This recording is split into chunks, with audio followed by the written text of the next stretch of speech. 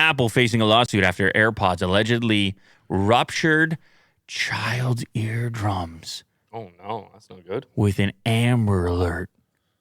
Whoa. Get out of here. That's a nightmare. That's a nightmare fuel. That the loud sound in the earbuds, unexpected. I thought you were going to do something there. I was close. And I didn't want to do it to the people. Yeah, don't do that. You know, the community. Right. They're not even in it on Discord yet. No. All right, we can't do that yet. I'm not on Discord yet. Yeah. That's the last step. Apple's AirPods ruptured the eardrums of a 12-year-old boy in 2020 when a loud Amber Alert was issued, according to a lawsuit filed against Apple in California. You guys ever had the eardrum, the rupture, or anything close to it? No. Oh, my God. Is it painful? Let me tell you something. I mean, I don't know. Oh. It sounds painful. A rupture? A rupture? Yeah, it's a very dramatic word, yeah. You usually don't want things to rupture. No. Usually. Well, What? I used to fly a lot, and I would get like sinus things going on, and then my eustachian tubes would close up, and then my eyeball would pop out of my head. I'd place it back in. Right. You have like the ear thing.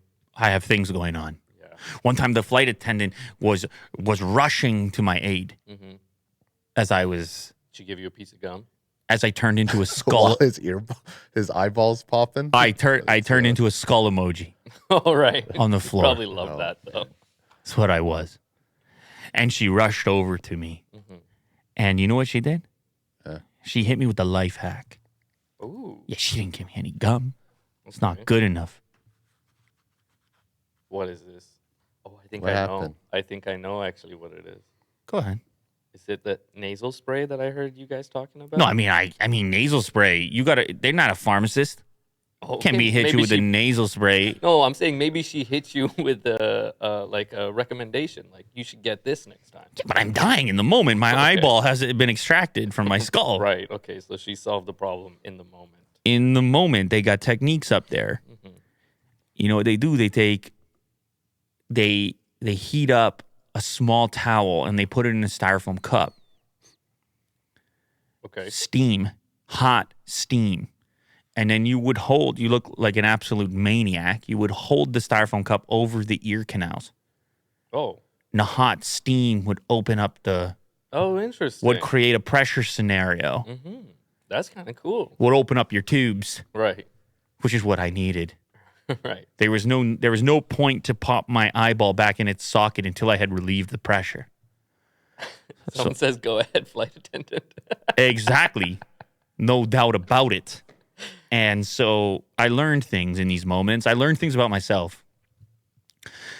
I was sitting next to a woman when it was all happening. And she looked over at me and she said, "I know what you're going through." And I said, "How?" And she said, "Because I've been through childbirth." There's no way she said this. She's comparing that pain to childbirth. There's no way. Mo. No, Lou, I'm not buying Mo, it. You're Mo. always trying to get me with Mo. these. Mo. I swear on anything that she said that. And the reason she knew, because when she saw the cups come out, she had experienced both childbirth and what I was going through. And she said it was worse. What? I felt like my head was going to explode from the inside. Listen, I swear to you, I went to the doctor after. I was like, I don't know what just happened to me. And they went in and they looked, the eardrum was damaged. And it felt as though my eyeball was actually moving, getting pushed forward by the amount of pressure in the sinus cavity as the air could not escape. Oh, man, this is brutal. Look it up, man. I'm telling you, look it up. Oh, now that I know you're not joking, that's horrible, man. At what point did you think it was a joke, though? Like, you thought the whole thing was a joke? I thought it was a joke as soon as you said it's worse than giving birth. I know, but couldn't you tell how sincere I was? No, I couldn't. With the That's eyeball the thing, popping? Lou. I can never tell how sincere you are. Oh, man. Well, Anyway. they saved your life then. Well, I got good after that, because I was flying so much back then. I haven't been on an airplane. I mean, maybe I will be soon. I don't know. But I was flying a lot back then. And I got good at it. I learned all the techniques. And I learned as well, if you have anything close to a sinus infection, stay off a plane or hit yourself with the heavy stuff. Like you said, you have to take down that inflammation. Otherwise, you're going to be cooked. And so I learned every technique. And then I discovered a product, very amazing product, one-way valve system called Earplanes. And I think we may have talked about it on the show before, but if we did, it was 500 years ago. So it's worth it to bring it back up. And there are knockoffs of this product, I think, but they're not that expensive to begin with. And you can get it for kids as well, which I highly recommend. And it's better than chewing gum. It has a one-way valve so that if you wear this thing, and you don't have to wear it the whole time, you just wear this thing as you ascend and descend, and you're golden. All right? So this became absolutely integral to my travel experience, that I would have multiple pairs, even a backup pair of earplanes in the bag. And I recommend to everybody because you don't goof around with this. Will, stop goofing around. Okay. Put this in, and because you don't know the damage you did. You don't. You just think, oh, my ears won't pop for 3 days. I can't hear anything. You don't know the damage you did. You wear the earplane, you understand? This is not a sponsored segment. Okay. Wow, they got a new Earplanes Plus in-flight ear. What? It's smart. Oh my God, they got an app now to measure the in-flight cabin pressure. Let me tell you something about cabin pressure. A lot of these budget airlines, they got cheap on the cabin pressure. You want to know why? Why? They can use older planes. They can use planes for longer. High pressure cooks the lifespan of the jet. Wow. Here's what I want you to do. Next time, look at what plane you're about to fly in. I also want to know how far you're going. Okay. They cheap out on a lot of these short hops. If you're going long distance, get yourself something nice and new. Get yourself on a 787, okay? Wow, you know planes? Yeah, like I that. might know something. Yeah, he actually does. He just said He actually 787. Like, I got to a point where Planes and trains. I got to a point where I was only booking flights. I would look first what the plane was, and if I had to travel halfway across the world, I'd be like, okay, let me check what kind of plane you got. let me check what kind of cabin pressure I'm working with. Wow. And not only that, but the airline and also the 787 had all kinds of fancy techniques for managing cabin pressure, which were really amazing. But of course, any of those beautiful Emirates jets, though, you're golden, obviously. But if you're sensitive to this stuff, you might want to take a peek. And I agree, Matt. This is actual news. This is CNN Ultra, ladies and gentlemen. All right, Will. That's right. That's right. That's great. So they got an app now. That's genius. I'm going to put the app on as well. But in this case, with the kid, it's really unfortunate, obviously. These Amber Alerts, man, that stuff will get you. I wonder if they're the same everywhere. I don't know. Remember that weird Amber Alert commercial we showed on this show a little while ago? Mm-hmm. Right. I got to assume there's some version of it in most places at this point, and tremendously useful, but also in this case, obviously potentially damaging. I don't think there's any circumstance in which it should be pumped through to the earbud, right? Because you're going to see it on the phone. If you're listening to your earbuds, at some point you're going to go look at your phone and the alert can be there. I don't know. But in this case, a kid who you got some sensitivity going on there. The child, identified as BG in the filing, was watching a movie on Netflix on his iPhone in 2020 while wearing AirPods Pro. Kid's got AirPods Pro going on. Well, no, I'm sure he's bothering his parents. Is that right? You have inside information on this? Yeah. The AirPods Pro were allegedly set at a low volume, but an Amber Alert sounded without warning, and the high-pitched noise damaged BG's eardrums. The lawsuit claims that the Amber Alert tore a part of BG's eardrum, damaged his cochlea, and caused injuries to his hearing. He has since suffered from bouts of dizziness, vertigo, tinnitus, and nausea. Will, Oh, man. That's terrible. looking for some sensitivity over there. Can't be making these type of expressions when there's serious stuff going on. What do you mean? And there's permanent hearing loss in his right ear, requiring him to wear a hearing aid.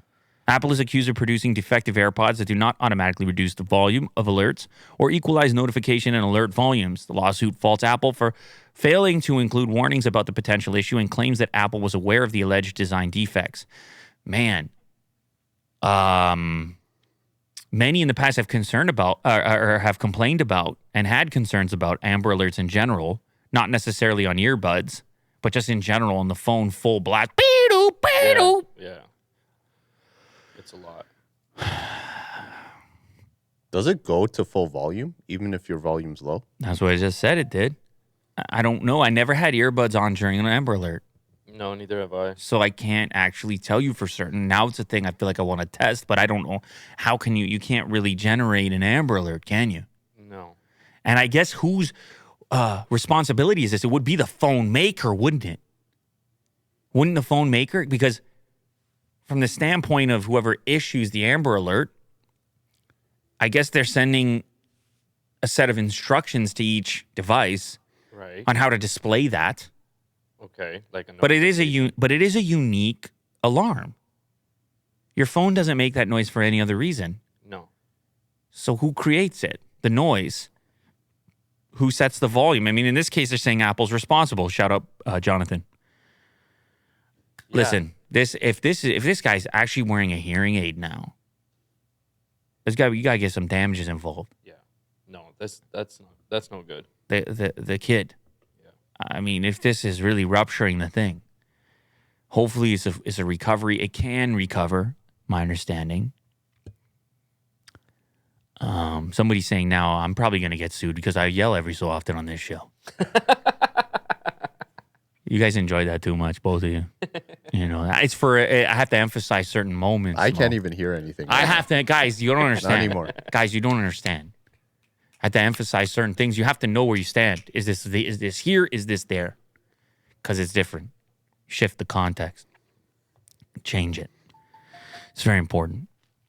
Let me tell you, I didn't have an Amber Alert last night, but I had something else. What'd you have? Different type of alert. And it was in the middle of the night. It was dark. I was sleeping. Shout out King David. I was asleep. Might have been 2, 3 in the morning. I don't know.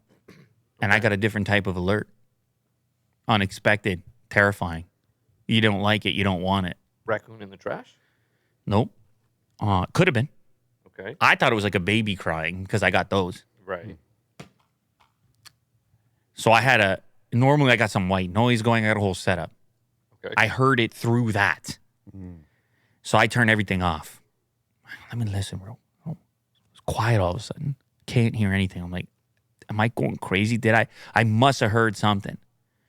And then all I hear is whoosh, whoosh, whoosh. Like a knife? Like a knife. Oh. Multiple times. And I go, am I hearing that right? I get up. I start looking around. You know when you're trying to locate something just with your ears? Mm-hmm. Because you get a sense that the sound is closer than the visual, or it's in this case, it's pitch black. I get led to a bin, like a type of like a storage bin? a storage bin. Okay. Whoosh. What's going on? What is inside this bin? I open up this bin, and I'm rummaging through it, and I discover Wolverine. It's an action figure of some kind. Hey, so Wolverine and his hips twist like this. But wait, what would trigger this thing? I don't know what triggered it. Nothing. I don't know what triggered it. Oh wait, you don't have Is an end it to this battery story? operated? I mean, it has a battery, but it was obviously malfunctioning. You're supposed to hit a button. Yeah. You squeeze the legs. Okay. The hips twist on an action figure like this, right? And the claw comes and it goes whoosh, Right. and it goes whoosh, whoosh, whoosh every time. But it's a large action figure. Yeah. Yeah. And it hasn't activated ever for no apparent reason. Okay. What's going on? And nobody even reached for this thing. It's in storage. No one even reached for this thing in a long time. Okay. Well, that's scary. And so I picked the thing up, and of course, after I picked up it, stopped. It was not making any noise. And I'm staring at Wolverine at 3 a.m. This is kind of funny. It's just me and Wolverine. And I go, "You're coming with me, because I don't know if you're going to make a noise again. I don't know where to leave you. You might make a noise again." I didn't feel right throwing it out or something. I mean, I thought for a second I'd just chuck it out the door. No, you wouldn't do that. I thought for a second, because I was like, at this point, it's like 3 a.m. or whatever it is. Last thing I need is a relationship with Wolverine. Right. Wolverine won't like that. 3 a.m. The witching hour. So It's then, a haunted Wolverine. so I get Wolverine, I bring him with me, and I just jam him underneath a bunch of cushions and blankets. And I'm like, if you make a noise, I'm not really gonna hear it. Right. But he didn't make another noise the entire night, and he's not making any noises now. And you're sure it's Wolverine? Dude, I'll bring it here. If you don't believe me, I will bring it here. I believe you, but can Imagine you you bring it open here? up and then there's no batteries. I will put the Wolverine from this story right here. Okay. I promise Is that you. big? It's this big. Oh. It's a big Wolverine. I don't know. He says some things too. There's a button where he can say things. It's some sort of a malfunction. Probably the battery is corroding inside of it and is going to explode. Oh. And in the meantime, Wolverine's trying to warn me about his imminent death. Oh, no. Whoosh, whoosh, whoosh. It's weird, man. I'll bring him in. But it wasn't as bad as an Amber Alert, but still it was very strange hunting that specific sound, the sound of blades, Yeah. at that time. I had a weird incident last night as well. I woke up around maybe 4, and it was still dark. But the Logitech MX keys that I have here, I have it at home, and they light up in the middle of the night Yeah, they do. randomly. Yeah, they do. Usually when I think it was like a ambient sensor, a light sensor or something. Mm-hmm. I don't know. That's so freaky to me. You're talking about like tech horror movies. Yeah. Yeah. when things behave the way they're not, and you're like, what? How It's did just that so weird. just It just happen? lights up randomly for like 5 seconds and then turns off. Could it have been through the window headlights from a car? Maybe. Could that have provided enough? Maybe. I try to think about how these things occur, but Sure. scary stories. Yeah. Scary stories out there. Be careful. Yeah. Be careful, kids.